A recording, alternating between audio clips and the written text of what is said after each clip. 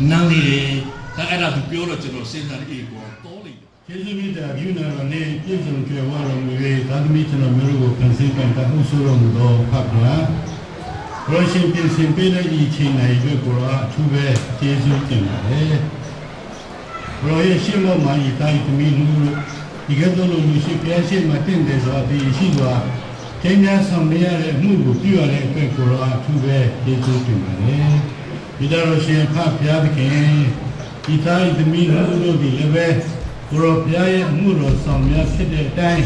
rồi là cái này nhà rồi thì thằng đấy khi ấy nó rồi sinh công đi về bây giờ bông nó nằm ở tuổi thanh xa đấy吧rồi mua rồi xong nhà nhà mà đấy chú thì phi rồi sinh thành nó bảo mà cũng ở trong cái này xong nhà chia phi là bông nó tuổi thanh xa đấy吧如果chú哪里呢如果chú去了那我们问的土地ဖြစ်စီလုံးပါဒါပေမဲ့ဆက်လက်ရှိလေမိဘညီကောင်မစမြတ်တန်မြအားလုံးကိုကောင်းကြီးပေးပါခရစ်တုဟာနှစ်ဖက်တော်ဆက်လက်ရှိတဲ့အသင်းတော်များအားလုံးကိုရှင်ဆက်လက်၍လမ်းပြပို့ဆောင်ကောင်းကြီးပေးတော်ပါဒီတော့တင်တဲ့လူအားလည်းရှိတဲ့စုကျေးဇူးစုမင်္ဂလာအပေါင်းတို့ကိုလည်းကြွယ်ဝစွာတွန်းလောင်းချပေးတော်မူပါဒီထင်ကဆောင်လင်းရဲ့မူအစီအစဉ်မှာပါဝင်ကြတဲ့ဓမ္မမှုတော်ဆောင်များအားလုံးကိုတော်လောင်းဒီအစီအစဉ်မှာပြည့်ဖို့ရတဲ့ပြည့်မှလိုအပ်လို့ပါဝင်ကူညီပေးကြတဲ့ခြေတန်းနောက်တန်း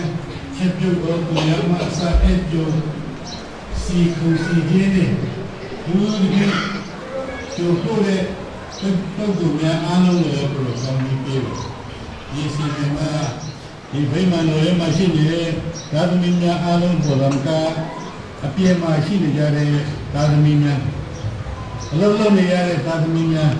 တာဝန်ယူကြတဲ့မိမိတို့ရဲ့ခံကဏ္ဍအသိဉာဏ်လည်းကိုယ်ရှင်ကောင်းပြီးပေးလို့ပါဒီတိုင်းဒီမျိုးနဲ့လောလည်းရှိတဲ့ကောင်းကြီးစုများတို့ကိုရှင်ပေါ်ပြခြင်းကမဆုံးတော့လေဘုရားရှင်ဒီလုံးစုံကိုဖန်ဆင်းပြီးဆောက်ပေးတော်မူသောဘုရားအနန္တတဘုံနဲ့ပြည့်စုံကြွယ်ဝတော်မူသောရှင်ဖြစ်တဲ့အတိုင်းဒီတိုင်းဒီမျိုးနဲ့ဆက်လက်ရှိတဲ့မိဘမြေကိုမနမဆွေးညာတိပြင်းတော်များလောလည်းရှိတဲ့ကောင်းကြီးမင်္ဂလာဆုများတို့ကိုကြွယ်ဝစွာသုံးလောင်းချပေးသနာပါမိကြောင်းတပါးဒီသောသာရသခင်ဖြစ်တော်၏မဟာနာမတော်မြတ်ကိုသာရင်မြည်ပြု၍အလုံးယုတ်သိခြင်းအပြင်ဆုတောင်းတနာခံဝတ်လာပြီဖတ်ဗျာဟုတ်ကဲ့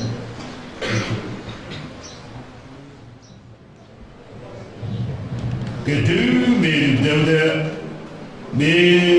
တမင်ကကိတ်ကိုဘယ်နည်းတော့ဘယ်လိုစီမံတော့တူပါအားလုံးလက်ကိုတရားပြည့်ကျွန်တော်ချင်းမကြရအောင်နောက်ကဟောပြီ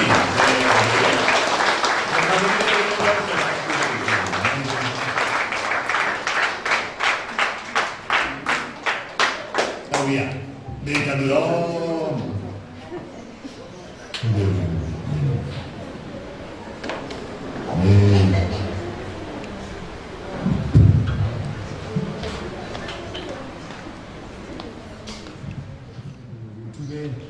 ချီးမွမ်းပါလေမင်္ဂလာလည်းတစ်ခါမှမဆောင်ဘူးတော့ဘာလို့လဲကျွန်တော်ရဲ့အစီအစဉ်အခုလိုအစီအစဉ်ဒီနေ့တင်တဲ့ဒီရှိချင်းအခွင့်အရေးရရှိမှုရဲ့အတွက်အခုလိုမျိုးဒီမှာပါဝင်ပါပြီးနေဆရာတော်ကြီးများရောက်စီတိုင်းကိုအထူးပဲကျေးဇူးတင်ပါတယ်။ဒီလိုမျိုးလည်းကျွန်တော်တေရောဖွဲ့ပြီးမနီရရဲ့ရောက်ရှိတာပြီးတော့မှအများကြီးပါဆိုအစီအစဉ်တွေရောအခုမနက်မှာရောအားဘာဝင်ပြီးသွားတဲ့အတွက်အားလုံးကိုအထူးပဲကျေးဇူးတင်တယ်။ဒီလိုမျိုးပဲကျေးဇူးတင်တာအကုန်လုံးတစ်ခုချင်းစီဆိုတော့ဒီလိုလေးအချိန်စားတော့ပါတော့။ဆိုတဲ့အခါကျတော့ကျွန်တော်တို့နှစ်ဖက်မိဘတွေကိုလည်းအထူးပဲကျေးဇူးတင်တယ်သူတို့လည်းအလုံးရှုပ်ရှက်ခတ်နေတယ်သူတို့လည်းအကုန်လုံးဥဆောင်ပြီးတော့အကုန်လုံးအခုမနေ့ကပေါ့နော်အားလုံးသူတို့ဥဆောင်ပြီးတော့ပါဝင်ပြီးသွားတဲ့နှစ်ဖက်မိဘတွေအတော်ဦးလေးနဲ့ခြာလပန်းတွေနေပဲဆရာတို့မင်္ဂလာဝဲစီစဉ်မှာကျွန်တော် မိမယူခဲ့ကြီးလေးမင်္ဂလာဆောင်ခဲ့ကြီးလေးကျွန်တော်ကြည့်ကြည့်ရကိုယ့်ကိုအာဖြည်းဖြည်းနဲ့အာယုံပြုတ်လာတယ်အဲ့လိုသာလို့ရှိနေတော့အစားပိုင်းတော့တက်ကြောနဲ့3လပိုင်းကအဲဒီမှာ3လပိုင်းကဘုံလုံးဒီလိုပဲ3လပိုင်းကြီးအကုန်ပိုင်းလေးရောက်လာနည်းနည်းဖြည်းဖြည်းဒီအနေကြတယ်အခု9လ4လပိုင်းတော့4လပိုင်းလာတယ်ဘာလို့အခက်လည်းမလို့9လပိုင်းလေးစောက်လို့အော်9လပိုင်းကြီးတက်ကြကြောင်း4လပိုင်းလေးစောက်လို့နည်းနည်းလေးဘုလိုဖြစ်လာတယ်သူကဟိုပြည်ပလာလည်းဘာမှလည်းမလုပ်ရဘူးကျွန်တော်ဆရာမလည်းသူကအင်မတန်စိတ်ကူကျွန်တော်ကတိတ်အေးတယ်အဲ့လိုဖြစ်တယ်ကျွန်တော်ကတခုလိုကြီးကျွန်တော်လုပ်မယ်ဆိုလို့ရှိရင်ကျွန်တော်ကောင်းနေပါဟိုကမလို့ဒီလိုမျိုးလေးတခုကောင်းနေပါဖြစ်တယ်အာသူကပရာစာရယ်ဒါတိတ်ချီခုရတိတ်ချီရောလို့ပရာစာရယ်သူစိတ်ထဲမှာလေဟိုကလည်းလုပ်ကြည့်ဒီရလည်းလုပ်ကြည့်ဟိုကလေးကလုပ်ကြည့်ရလေးကလည်းအဲ့လိုမျိုးအကုန်လုံးပတ်ချာလည်းလုပ်ရှိတယ်လုပ်ချင်တာများလို့အကျွတ်သူတို့ပြောမြေလည်းဘာမှမလုပ်ဘူးဘာမှမလုပ်ဘူးလားတော့ဘောဒီမှာတူလို့အားသိကြီးရောအဲ့လိုဖြစ်တယ်ဘာမှမဖြစ်တော့ကျွန်တော်ရဲ့အစီအစဉ်တွေမှာပေါ့နော်ကျန်ခဲ့တဲ့3လပိုင်းနေရအောင်အခုဒီ4လပိုင်း9ရက်နေ့ထိရောပေါ့နော်အဆအဆရပါဝင်ကူညီပေးကြတဲ့ကျွန်တော်ရဲ့မိတ်ဆွေအပေါင်းအသင်းတွေမိသားစုတွေအားလုံးကိုသူပဲကျေးဇူးတင်ပါတယ်လို့သူလေးသူပဲယခုမနက်မှာအားရပါရနဲ့လာရောက်ပြီးတော့မှပါဝင်မိသားပြပေးကြတဲ့ကျွန်တော်ယုံကြည်သူမိသားစုတွေမိဘမောင်နှမတွေအပေါင်းအသင်းတွေအားလုံးကိုလည်းသူပဲ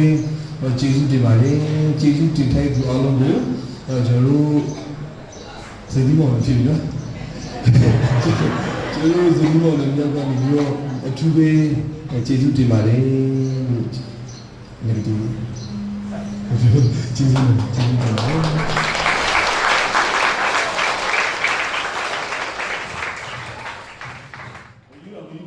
ကျွန်တော်ယူတယ်ဘုရားတော်ပါနော်ကဲကျွန်တော်အချိန်ကတော့တနိုင်တော့ပြည့်သွားပြီနည်းနည်းလေးပဲကျွန်တော်နော်ဒါကြောင့်မလို့ဘုရားရှင်ကိုအထူးကျေးဇူးတင်တယ်ကြွရောက်တဲ့ဓမ္မမိတ်ဆွေအရောက်စီတိုင်းရောက်ဝေးရတဲ့အရောက်စီတိုင်းကိုလည်းကျေးဇူးတင်ပါတယ်ကဲခုကျွန်တော်နောက်ဆုံးဓမ္မတခြင်းတစ်ပိုက်ကိုတည်ဆူမှာဖြစ်ပါတယ်ဖယ်လို့ဆိုင်ရောတစ်ပိုက်ကိုတည်ဆူပြီးတဲ့နောက်မှာwhat does it come ဟုတ်ပါတယ်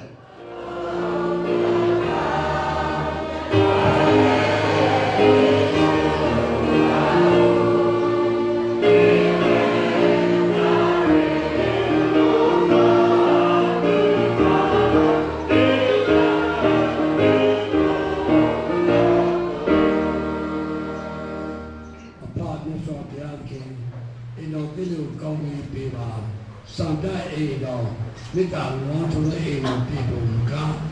ချုပ်မဲ့တစ်ပြန်သောအိမ်တော်ပြည်ပုံကောင်းကြီးပေးသနာပါပြီအကြောင်းခမီးတော်ကောင်းတော်တန်ဆယ်တော်ဝိညာဉ်တော်သုံးပါးတရှိတော်အဖမစောဘုရားကိဤဘုဒ္ဓလောလကျေးတော်အဖမစောဘုရားကိကောင်းတော်ဒီကိပုစုဖဲအားလုံးဒီပေါ်တော်နေပါတော်မိပါဆွေမျိုးမင်းအားလုံးပေါ်တော်ကြောက်ရှိတော့ပြကနာအားလုံးပေါ်လို့ဒီမှာစာရွေးကာလရှင်ရဲ့တက်ရောက်ရှိပါစေတော်အာမင်အာမင်အာမင်အာမင်အထူးတောင်းခံတဲ့အစီအစဉ်ဖြစ်ပါတယ်အဲ့ဒါကတော့ဇနီးမောင်နှံလူရဲ့ special request ဖြစ်ပါတယ်ကျွန်တော်တို့အိတ်သစ်စက္ကတ်ချင်းကိုညနေမှာပြုလုပ်ရင်တဒိုးသားကဥယေခဲသိဦးဆရာတဒိုးသမီးကလင်းစုအသင်းသူခုနေတန်းအသင်းသားတွေကပြန်သွားရင်ညနေဘယ်သူမှမရှိတော့ဘူးအဲ့တော့သူတို့ကဆရာတော်တို့ ဒီစီဇန်လေးကိုတော့တပါးလေးပြုလုပ်ပေးပါကျွန်တော်အရှိန်မလုပ်ပါဘူးအဲ့တော့မင်္ဂလာထိမ်းမြန်းခြင်းမှာဒါပထမဦးဆုံးသောအိမ်တော်မိသားစုရဲ့ဖိတ်ခေါ်တဲ့ဝတ်ပြုခြင်းဖြစ်ပါတယ်ဒါပထမဦးဆုံးအိမ်တော်မိသားစုရဲ့ဖိတ်ခေါ်တဲ့ဝတ်ပြုခြင်းဖြစ်တယ်ဒီနေ့ကျွေးမဲ့စာလဲအိမ်တော်မိသားစုရဲ့ပထမဦးဆုံးသောအိမ်တော်တိကျွေးတဲ့အစာဖြစ်ပါတယ်အဲ့တော့ဒီနေ့စက္ကန့်ချင်းအမှုရာကိုမသွားခင်မှာကျွန်တော်တို့သားအရန်တယောက်ကသူတို့အလုပ်ရှိပါတယ်ကျွန်တော်ကြိုပြောမထားပါဘူးသူတို့သမီးသူတို့သားကိုပို့ယုံတက်ပဲမဟုတ်ပါဘူးကျေးဇူးပြုရဲ့သူတို့သားအရန်တယောက်မတက်ရပေးပါ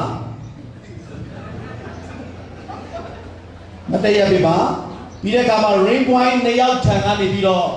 ကျွန်တော်တို့တဘိုးကိုတယောက်တစ်ခုယူပါဒီသားဆွေလင်းကြနေသူတို့2ယောက်ကချစ်သူ2ယောက်ပါအခုတော့သူတို့ဇနီးမောင်နှံဖြစ်ကြောင်းသက်သေပြုရမယ့်အချိန်ဖြစ်ပါတယ်ကျေးဇူးပြုဒါနဲ့သမီးရှေ့ကိုကြွပါကျွန်တော်တို့သားရန်2ယောက်ဘေးတယောက်တစ်ဖက်စီလာပါသူတို့ဘယ်လိုမဟုတ်ရမလဲသူတို့မသိပါဘူးကြည်တာမဟုတ်ပါဒီခုချိန်ကစပြီးတော့သူတို့လူသည်အရှင်ကချစ်သူလူဖြစ်ပါတယ်ယနေ့ကစပြီးသူတို့ကအကျဉ်လင်များအဖြစ်မြောက်ကြောင်းကျွန်တော်တို့တက်တဲ့ထူမဲ့အချိန်ဖြစ်ပါတယ်ပရိသတ်များအားလုံးဒီနေ့တဘုံမုတ်တန်ကိုကြားတဲ့အခါမှာအားလုံးမတ်တက်ရပြီးလက်ကုပ်တီးပြီးသကာလဒီနေ့သတို့သားသတို့သမီးနှစ်ဦးကိုကျွန်တော်ဇနီးမောင်နှံအိမ်တော်စစ်ဖြစ်ကျွန်တော်တို့တက်တဲ့ထူဖို့ဖြစ်ပါတယ်ဟုတ်လားအားလုံးမတက်ရအောင်လက်ကုပ်တီးပြီးတော့ဂျူဒီအောင်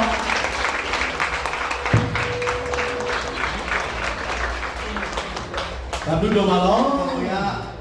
ဒေါက်တာခရစ်စတိုဖာဒေးဖြစ်ပါတယ်ဆရာတော်ကြီးကတော့ကျွန်တော်တို့ဒီနေ့ချစ်ခရစ်ယာန်ဓမ္မတက္ကသိုလ်ရဲ့ဒုတိယကျောင်းကြီးဖြစ်ပါတယ်ဒီနေ့အိမ်တော်တစ်ဖြစ်တဲ့တာနေသမီးနှစ်ဦးအတွက်အထူးဒေသနာဝေမျှဖို့ယေရှုနာမ၌ဖိတ်ခေါ်ပါတယ်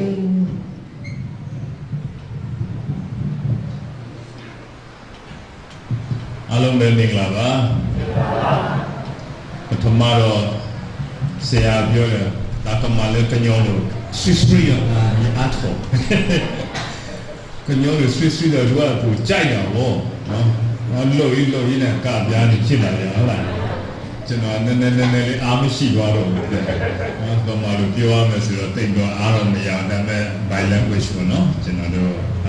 တန်းနေဆုံးလို့ကျွန်တော်ပြောပါမယ်မောရှိရလဲမောရွှေဖြစ်သွားရင်လဲ sorry ပေါ့နော်နားလည်းပြရပါပြောချင်တာမောရှိပါမောရွှေမဟုတ်ပါဘူးလို့နော်အဲ့လိုမျိုးလေးတွေဝဲတက်ပါလေဒါတော့လဲဝမ်းမနေပါဘူးကျွန်တော်ကရင်တယောက်ဖြစ်တဲ့အတွက်ကရင်ပမာလို့ဝဲလေးပြောရတာအရသာကရှိလူများတွေအိတ်မငိုက်ဘူးတဲ့အဲ့ဒါဥယျာဉ်ကဲအသိတော်အဲ့လိုမျိုးကျွန်တော်အားပေးတဲ့အတွက်ကျွန်တော်လည်းအားကြတယ်ဟုတ်တယ်ဥယျာဉ်ကဲအသိတော်မှာတရားသွားဟောတာဘယ်လူတယောက်မှမအိမ်ငယ်ဘာဖြစ်လဲကျွန်တော်ဘယ်နေရာမှာမားမယ်ဘယ်နေရာမှာဝဲမယ်ပဲချောင်းနေကြတာဟုတ်ပြီအိမ်ငယ်ခွင့်တော့မရတော့အခုဆိုရင်လည်းနော်တရာဘဇီလီယာမူဟက်စီတူရဲ့မင်္ဂလာဆောင်ပွဲမှာဒီအတိတ်ပွဲစီစဉ်မှာတရားဒေသနာနဲ့ဝိညာဉ်တဲ့အတွက်ဆရာသခင်သူ့ပဲကျေးဇူးတယ်ကျွန်တော်တို့ဝမ်းသာတယ်အမျိုးကျွန်တော်ဒီမှာရောက်တော့သိတယ်ဘာဖြစ်လို့သူတို့ဒီ Friday ဝေရွေးချယ်တာအများကမအားပဲနဲ့နော်သူတို့ကတက်ဒါဘုရားခင်သူတို့ပြင်ဆင်ပေးတာအဲ့ဒီအပြင်ကျွန်တော်တို့ special ကိုပြင်ဆင်ပေးတာမနေ့ကသူတို့ရွေးချယ်မယ်ဆိုရင်ကျွန်တော်ရောက်မလာဘူးဗျကျွန်တော်ပြိတ်မှာကျွန်တော်ကျောင်းသားတွေအမှမင်္ဂလာသွားဆောင်ပေးရမှာလို့အဲ့ဒါကြောင့်ဒီနေ့ကဒါဘုရားသခင်ကျွန်တော်အတွက်လည်းကျွန်တော်အတွက်ပြင်ဆင်ပေးတယ်လို့လည်းကျွန်တော်လည်းဟုတ်ကဲ့ခံယူပါတယ်အခုတော့ဘယ်လဲပကွာကေရှိဖို့ခေါ်ဖို့နော်ခရစ်ဖို့ရှိဖို့ခေါ်ဖို့ဆိုတော့ဒါလည်းအတော်ဟိဒီဘာပစောရှိစောပေါ်လေးနေတယ်ပြည့်မြေဝဲတာလားရှိခေါ်လို့အုပ်စုသေးလို့ရှိခေါ်လို့အုပ်စုသေးလို့ healthy family ဘာမလို့ပတ်တယ်လေအခေဒီ ဘာကချီလေဒါလူတမတ်ဝတ်တယ်ပါကမ္ဘာဒီကပါဟက်ပါဘူးပေါ်သူတော့တမေပေါ်ညောပေါ်သူပါနော်ဖျားတဲ့ညမင်းလာဆောင်ပေးတာကျွန်တော်တို့လူသားတွေကဒီဖျားတဲ့ကအလူတော်ပြည့်ဖို့အတွက်ကျွန်တော်တို့လာပြီးတော့ပါဝင်ခြင်းဖြစ်တယ်။ကိုပြုခြင်းဖြစ်တယ်။ဝမ်းသာတယ်ဖျားကချီးမွမ်းတယ်။အဲ့ဒါကြောင့်လို့ healthy family က praise God praising family အမြဲတမ်းဖျားတဲ့ချီးမွမ်းပါဖျားတဲ့အမြဲတမ်းချီးမွမ်းတော့အဲ့တော့မိသားစုပါဒီမှာကျမ်းမာပျော်ရွှင်တဲ့အဲ့တော့မိသားစုဖြစ်မယ်ဆိုတာဒါကျွန်တော်တို့ခိုင်မာယုံပါပဲအဲ့ဒါကြောင့်မကထွေထွေပြောစရာမလိုသူတို့နှစ်ယောက်အမှုလို့ဆောင်တယ်နှစ်ယောက်စလုံးဖြစ်တဲ့အဲ့ဒါကြောင့် healthy family ဖြစ်ဖို့အတွက်ဘုရားကိုချီးမွမ်းပါဘာဖြစ်လို့ဘုရားကိုချီးမွမ်းလဲဘုရားခင်တင်တို့ကိုမင်္ဂလာဆောင်ခြင်းဖြစ်တယ်ကျွန်တော်တစ်ချက်တော့လွန်ခဲ့တဲ့နေ့ကလေးကကျွန်တော်နည်းနည်းတော့စိုးရိမ်တယ်ဆရာဘဇီလီယာအခုရေခဲမှာသွားပြီးတော့တဲ့ဥဆရာလို့တော့ဒီလူကြီးအိမ်တော်မှာပြုဖို့ပါမလားဆိုတာကျွန်တော်တော်တော်လေးတန်တရားဖြစ်တယ်ဟုတ်ပါမလားနော်သူရေးစားရှိတာတော့သိတယ်ဒါပေမဲ့သူဆွဲပြီးတော့ဒီတိုင်းတို့ဒီဘက်နေတော့မလားဆိုတာကျွန်တော်နည်းနည်းလေးတော့စိုးရိမ်တယ်ဒါပေမဲ့တကယ်တော့လည်းဟိုဒါဖိတ်စာလည်းထွက်လာဟာတကယ်ဟုတ်တယ်ဟာနော်သူကျွန်တော်ကိုယ်တိုင်ဖုန်းလေးဆက်တယ်ဆရာမဆိုလည်းတကယ်ဆရာဘယ်စီပြောပါလဲတကယ်တော်လေးသူရှောက်လို့စီစဉ်တယ်သူကတော့ဆရာကြီးပေါ့ဆရာကြီးဆိုတော့သူကသူခေါင်းထဲမှာတစ်လုံးချင်းထည့်နော်ကျွန်တော်သမီးကိုကျွန်တော်တွေ့တယ်ဟိုရင်ပတ်တော့အိမ်လာသွားတယ်နေဘူးကြေးသေးသေးမှာကျွန်တော်ကြည့်လို့သူ့လည်းတော်လေးတနာတယ်သူကိုသွားနေနော်အဲ့ဒါလည်းဟိုကမဟုတ်ပါဘူးဘယ်လိုလဲနော်အဲ့တော့တက်ပွဲဆိုတော့တက်ပွဲကျွန်တော်ဆီယာမလည်းပြန်လို့ပြောတယ်ဟုတ်ပြီမင်္ဂလာဩဝါဒများလားဒီမှာလာခိုင်တော့လည်းမင်္ဂလာဩဝါဒပြောရတော့လေကျွန်တော်ဟာကျွန်တော်အဲ့လိုမရှိတော့ဘူးဆိုအစားလေးပြန်တော့ခောက်လိုက်တယ်ကို tablet လေးဟုတ်ဘူးကွာသူအစီအစဉ်အဲဒီလိုမျိုးဖြစ်နေတာ world management လို့နော်အဲ့ဒါကြောင့်ဆရာပစီနော်ခင်ဗျားဟာမတမ်းမှာဘုရားသခင်ကောင်းချီးမင်္ဂလာကိုအထူးပဲခံစားရလို့ဖြစ်တယ်တက်တီဆွတ်ဆိုတဲ့ဒီ Christian family ရဲ့ professor နော်သူကအများကြီး Christian couple အကြောင်းကိုရေးလို့ psychology တွေရေးလို့သူလက်ရှိအချိန်မှာ Christian မိသားစုတွေသူအများအားအားပေးတဲ့စကလုံးဒီထဲမှာကျွန်တော်သုံးခုပဲကျွန်တော်ပေါ်ပြချင်ပါတယ် Christian marriage Christian family is a lifelong commitment ဒါဟာကျွန်တော်တို့အမြဲတမ်းခံယူပါ a deep commitment to one another ကျွန်တော်တို့အခုနကဒီသစ္စာဆိုခဲ့ပါမူမီပြီးပေါ်မီပြီးစုမီပြီးစားမီပြီးတာမနူးမနူးမီပြီးနော် unconditional love ဒီ commitment ကlifelong commitment ပဲဖြစ်ပါတယ်အမြဲတမ်းပြန်လည်ပြီးတော့တတိယပါ healthy family ဖြစ်မှာပါဆက်လက်ပြီးတော့ healthy family အတွက်အင်မတန်မှ challenging နော်တကယ်ကိုစိတ်ခေါ်မှုကိုခေတ်မှာစိတ်ခေါ်တာပါလေဆိုတာ family time is a top priority အထူးသဖြင့်ကျွန်တော်တို့ဓမ္မမှုတို့ဆောင်တွေပဲဖြစ်ဖြစ်နော်မိသားစုအတွက်စူးစမ်းနေကြတဲ့မိဘတွေပဲဖြစ်ဖြစ် family time မှာအခုကျွန်တော်တို့တော်ရုံတိုင်းမရကြတော့ပါဘူးကျွန်တော်လည်းကျောင်းဝင်းထမှာပဲနေကျန်တာကျောင်းဝင်းအလုပ်ကကျောင်းဝင်းထမှာဒါပေမဲ့ family time ကိုကျွန်တော်တော်ရုံတိုင်းမနေ့ရှာယူပါတူတူထမင်းစားဖို့အတူတူဖို့ပြုဖို့အတူတူထိုင်လို့စကားပြောဟာတာလုပ်ဖို့ဒါလေးဟာမရဘူးအင်မတန်မှခက်ခဲအဲ့ဒါကြောင့်မို့ keep the family time as a top priority အမြဲတမ်းတတိယအချိန်ကိုယူပါအချိန်ကိုပြီးပါကျွန်တော်ဇနီးတယ်ကျွန်တော်ဆရာမဆိုအမြဲတမ်းပြော family time သူလည်းသူသိတယ်ကျွန်တော်ဘုရားသခင်အရာနဲ့ချီးမွမ်းတယ်သူရဲ့စကားလုံးလေးစကားလုံးလေးသုံးလာပြီဆိုရင်အခါတည်း family time ပြောပြန်တော့ဟိုဒါ email လေးကြည့်လိုက်နောက် Facebook လေးကြည့်တယ်ဟိုတယောက်သူကအဲ့ဒါ family time မဟုတ်ဘူး TV ကိုထိုင်ကြည့်တော့ရုပ်ရှင်တစ်ခုနဲ့မှအတူတကွ time လို့ကြည့်တယ်အဲ့ဒါ family time တော့ဖြစ်နိုင်တယ် နော် activities တွေလုပ်ပါအိမ်ထဲမှာဘာအလုပ်တွေရှိလဲ family time နော်ဒီဟာအမှန်တမ်းမှအရေးကြီးတဲ့ခြေနေတရားအနေနဲ့ကျွန်တော်တို့တွေ့ရပါမယ်အဲ Deuteronomy 6:7 မှာခုနဆရာတော်ကလည်းပြောထားပါတယ်နော်ဆရာတော်အကုန်လုံးပြောတဲ့အထက်မှာပါသွားပါပြီ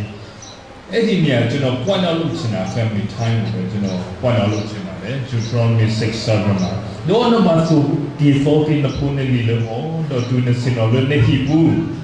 သူနပုကလေတော့သူနမီလို့တော့သူနငယ်စတဲ့တော့နမကတူတာလို့အဝေးလို့ it is a household activities အဲ့ဒါ family time ပဲပြောတာပဲဖြစ်ပါတယ်ဒီ family time ကိုလုပ်ခြင်းအဖြစ်ကျွန်တော်တို့ဘာအကျိုးကျေးဇူးတွေရမယ်လဲ constructive communication ဆိုတဲ့တာမာတူထော်ကိပတာရေလူပါကိုယ်ရောပပူဒါဆောတော့ပေါ်တော့မီတဘလောခိုမီကိုကူလလနော်အမိုခေါ်မီဝီတော့နော်ဟဲ့နော်အာမီဘောတဲ့ဆူရတဲ့တူလောဆောညာကိုလို့ကသူမျိုး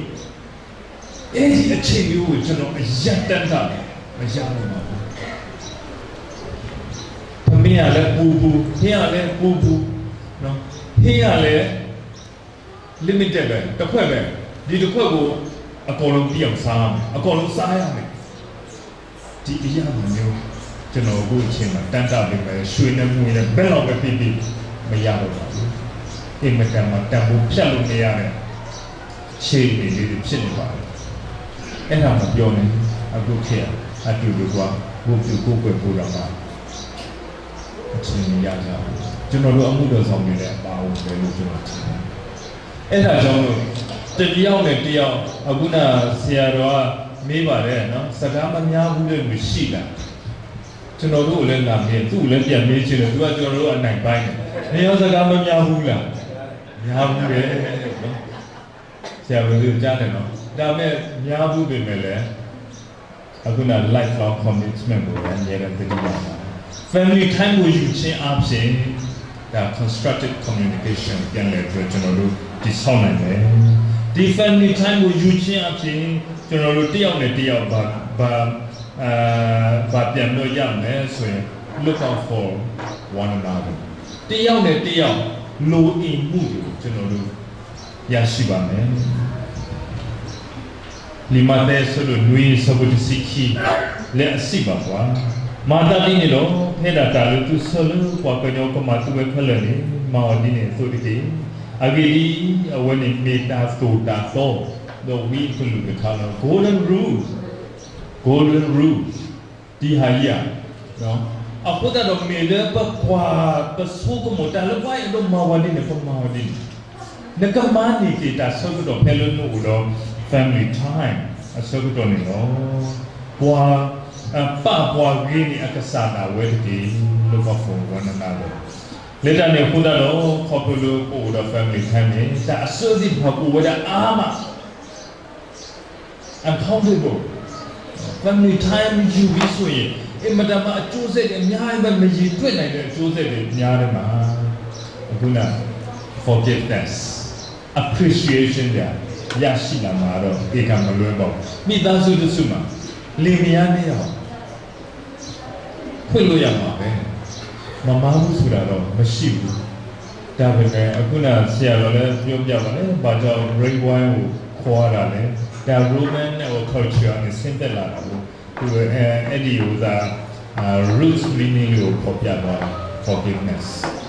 ပြီးတော့ appreciation ဆိုတဲ့တရားနဲ့တရားရှင်းမွန်ခြင်းဟုတ်ပါတယ် thank you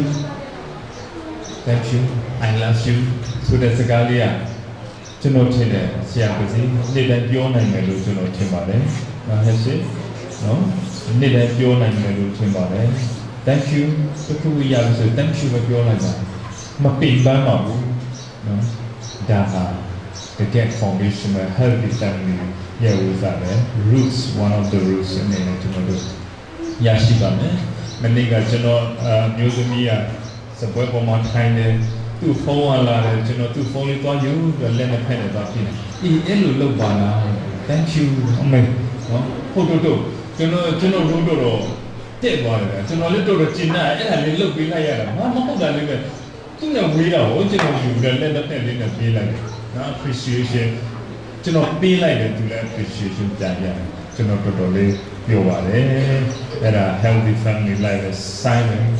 နောက်တစ်ခု CS Lewis ရဲ့နောက်ဆုံးသူအကြံပေးတဲ့အိမ်တော်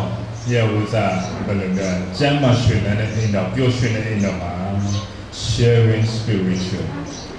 commitment sharing spiritual commitment အတူတူကဆူတောင်းမှာပြဿနာရေးဆိုင်လာပြီးဆူတောင်းမှာဖြေရလိမ့်မယ်တယောက်နဲ့တယောက်အပြစ်ပို့စရာအကြောင်းမရှိတော့ဘူးကျွန်တော်တို့လည်းဒီခီယူကိုတွာလာခဲ့မှာပါတယ်ဒါပေမဲ့အဲ့ဒီခဏနေဒီပြဿနာလည်းနင်းငါနဲ့ကြားပြဿနာမဟုတ်တော့အပြင်ပြဿနာတော့ငါတို့နှစ်ယောက်ကြားတော့မလို့လာဆူတောင်းကြရအောင်ဆူတောင်းလိုက်ပြီးတော့ one kiss လေးပေးလိုက်နော်အဲ့ဒါဆိုရင်အစီအပြေတာကျွန်တော်ရဲ့ဖြတ်တန်းလာမှုအနေနဲ့ကျွန်တော်ဥစားပါsenior တယောက်အနေနဲ့ကျွန်တော်ပြောပြတာပါအဲ့ဒါကြောင့်လို့ကျွန်တော်တို့ဒီမှာရှိကြတဲ့ဒီကုမောင်နှမတွေအားလုံးဒီ healthy family life we are still thriving for it struggling for it တရားမှပြည့်စုံတာတော့မရှိပါဘူးဒါပေမဲ့ကျွန်တော်တို့အမြဲတမ်းစူးစမ်းပါတယ်ကျွန်တော်တို့စူးစမ်းခြင်းကျွန်တော်တို့စူးစမ်းနေတဲ့ elements နော်ဒီ particular things တွေအများဖြစ် elements အများကြီးရှိတယ်ဒီမှာ commitment deep root commitment လို့တည်ထားပါ family time ကိုတည်ထားပါ sharing spiritual commitment ကိုပြန်လည်ပြီးတော့တည်ရပါအဲ့လိုမျိုးကျွန်တော်တို့စူးစမ်းရင်းနဲ့ဘုရားသခင်ရဲ့ပြည့်စုံခြင်းတစ်နှစ်ကိုကျွန်တော်တို့အဆုံးတိုင်အားလုံးရောက်ရှိမယ်ဆိုတာကိုကျွန်တော်ဒီကတိုက်တွန်းရင်းနဲ့ဒီကျွန်တော်ရဲ့ဆရာပစီရပြုဆရာမနဲ့စစ်သူကိုဟောအားပေးခြင်းအဖြစ်တူတူကကျွန်တော်တို့ရဲ့ပရိသတ်တွေအားလုံးလည်းဟောအရာမျိုးလုပ်ပါတယ်ဘုရားသခင်အားလုံးကိုကောင်းချီးပေးပါစေအာမင်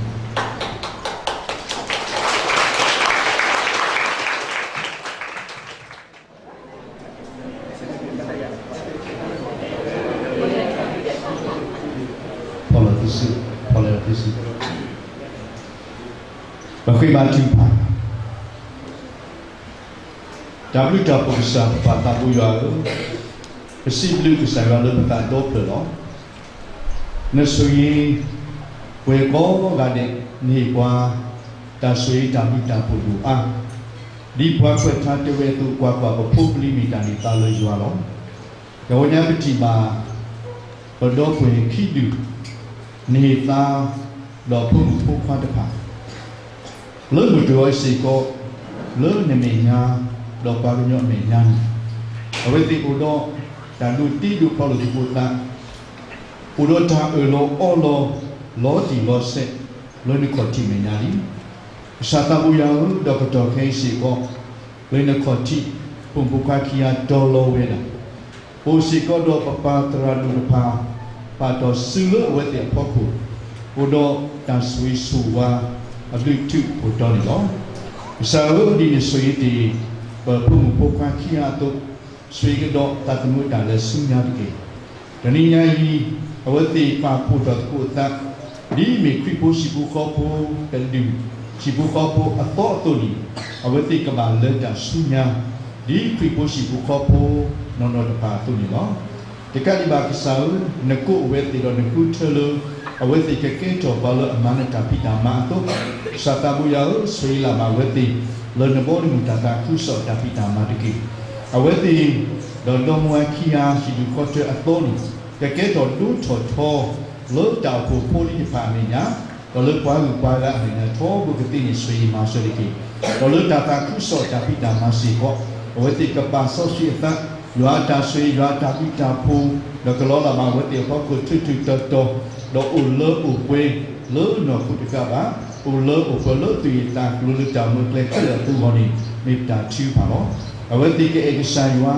awe ti ke e mo pa du te sa ta bo sa ta ta ku so ta pi ta ma do awe ti ki ya ke e lu ta ti ga lo ta tu mu ta le su nya do di ke thwe kwa pe po su ku mi kya be ke awe ti ta u mu ke mi ta u mu lo a ke to ta ka po le kwa aga nya tini maseke pada buya di itu dan sugi tapi tapo du keteni misi ko yodi data lo popo limitani tale yolo tuni kesau di lola maweti yodi data pa le nemli ni pun ta sugi ti awete ketima poli ketima kopo tawo akle po po tata kudo di tu lo di lipi po si po kopo tun si po kopo adalo jangwe adadu ti ko wen awete kedu ni mawe le po pe mi ta chi pa lo e mawete tawi tamba lo ta usu kli le po pe ki do di pu ple wete le bu ko li tali so ta ta ko ku ki yo de si ko ni ki pada buya ta umu ta le ke di ke no do mua tu ni develop lo si ko cha hu ko develop lo si ko cha ke ku lo na ke do pa yo mu gi po yi do ke le ke si ni awati ke du po du sa ta le sa ta buya pu do ke le te ku ta tu mu ta le si nya su ta le ta ko su ke ti ni so yi ma se ri ke mu pa ki ko ya ba chi ba ko yi pe ba mo wo do ta ku lo so yi la ba mu pa ki ko ya ba si ko ta tu mu ta le si nya ri ke so yi la ma si ko pe ko le pe ko ga le si ko ni ke to ki tu pa do pa so si lu ka ki ko mu ka ki ya ta tu mu ta le su nya lo sa la ta ya ta mu ta pu ni ko mu le ta pe pe ba le sa pu ko ni me ta tu pa si de ki sa wa ka lo ko ta mu su kri sa mi lo ta pa ta mu yo a lu mu ko amen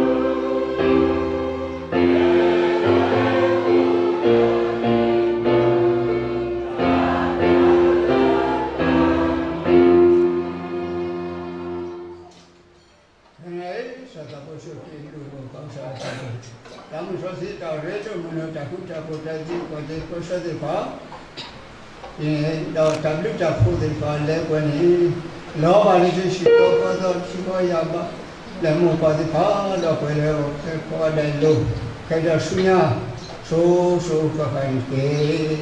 amen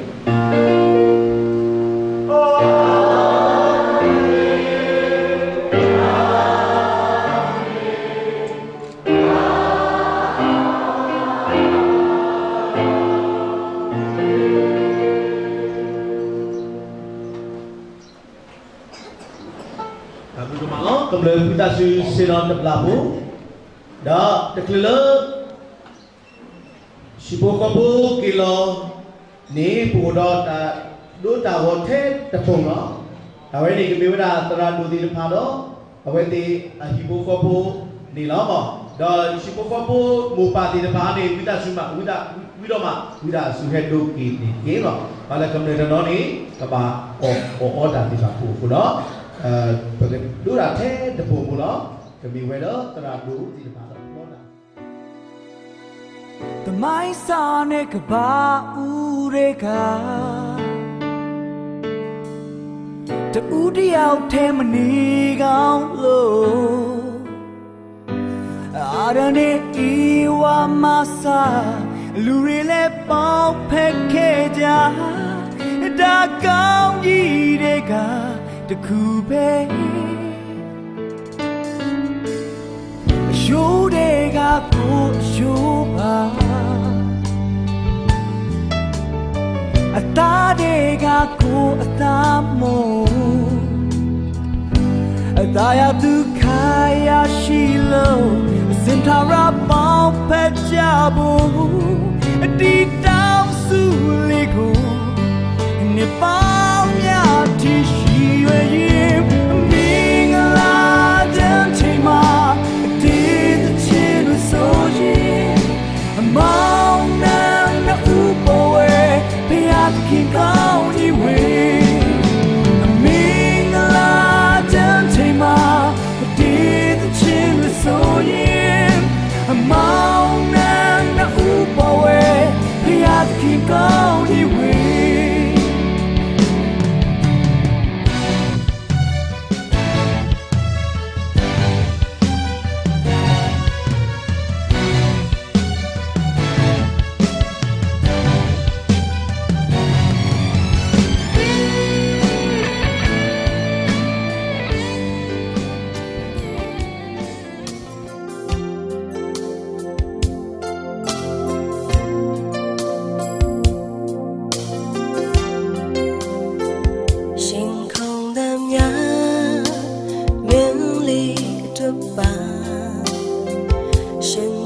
နေသော